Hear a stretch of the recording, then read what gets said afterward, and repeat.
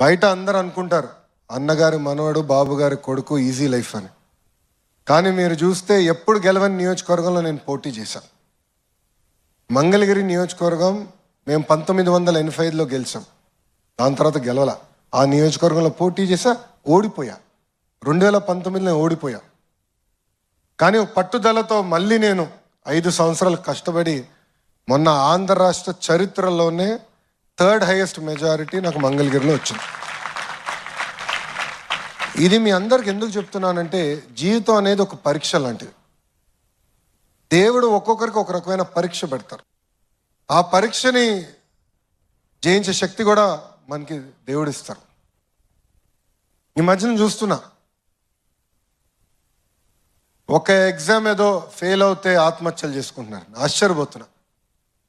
అది నథింగ్. ఎందుకంటే సప్లిమెంట్స్ రాసుకోవచ్చు, మళ్ళీ పైకి రావచ్చు.